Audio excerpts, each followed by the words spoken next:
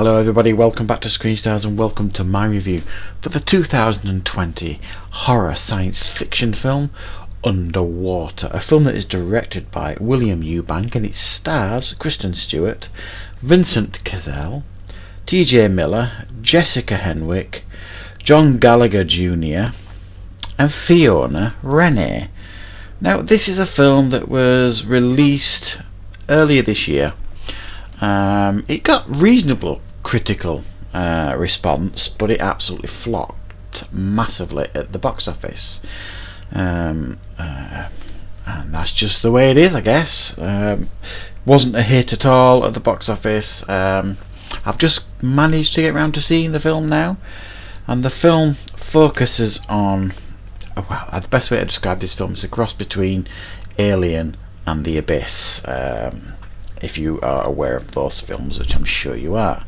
And it focuses on an underground mining facility, and we see right at the beginning of the film that there is some kind of disaster that takes place on this mining facility. There are a handful of survivors that make it out, but they've got to try and get across the bottom of the seabed to other parts of the mining facility to make themselves safe and to get themselves in these pods that will send them back up to the surface. However, the reason that this disaster took place on this mining facility is that they have been mining a little bit too deeply and they have potentially unearthed something that shouldn't have been disturbed by this mining facility in the first place. Right, a pretty familiar story if you've seen Deep Star 6 and the whole raft of B-movie cheesy underwater films that were around in the 80s and the 90s. You've seen this film countless times over. Now this film tries to do it a little bit different. It tries to take itself a little bit seriously, but then it puts TJ Miller in the film, so there is an air of humour that doesn't quite work here because it takes itself so seriously. When you've got characters cracking jokes, it really feels out of place, and it really feels odd. Now for me, if you're going to do a film like this and you're going to be aware of what kind of film you're making, then you've got to look at these films like Deep Star 6 that was so tongue-in-cheek, just fun and entertaining to watch for that reason, and they didn't take themselves seriously. It's unfortunate that when you watch this film that it does take itself so seriously. So for me the humour didn't work in this film. There's a couple of characters with the jokes and stuff that just felt really out of place.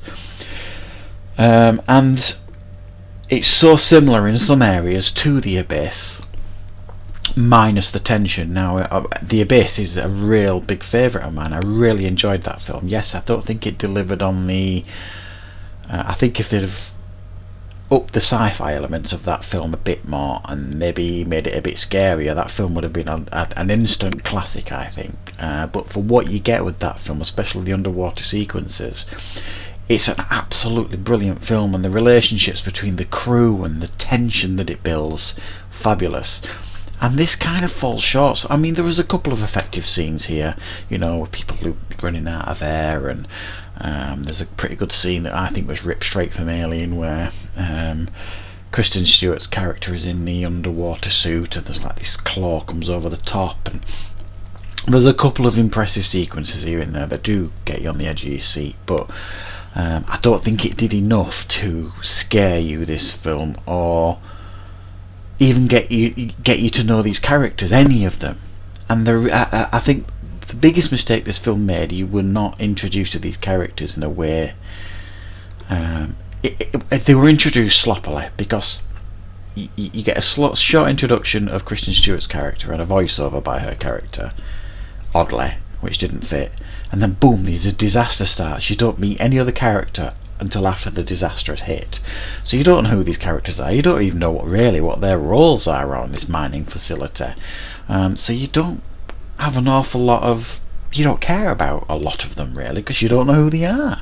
I couldn't even remember most of the names. So when they're underground shouting for each other, not underground, underwater, walking across the seabed shouting for each other, I'm thinking, I'm trying to put a face to a name and I couldn't.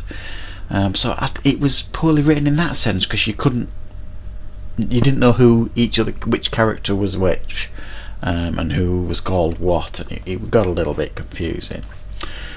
But I thought the suits looked pretty cool. I thought the effects for the most part looked pretty cool.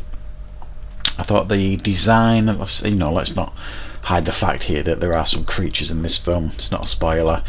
I thought the design of the creatures were pretty impressive, and I thought they worked, and I thought for the most part the CGI was spot on. Didn't really have any complaints there.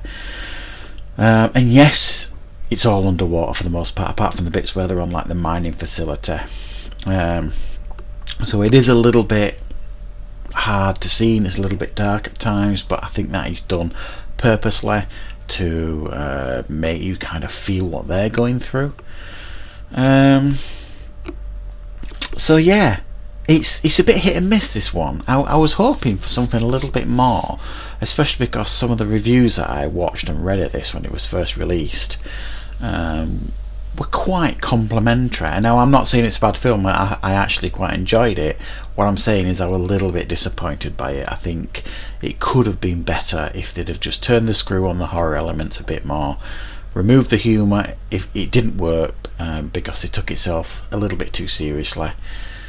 So I'm going to give it a 7 out of 10. It needed far more character development, but for a pretty entertaining film, a pretty entertaining watch, you could do far worse. But trust me, you've seen this film before many times. So that is my review for Underwater. I hope you enjoyed it. Thank you very much for watching, and of course I'll see you next time for more reviews on Screen Stars.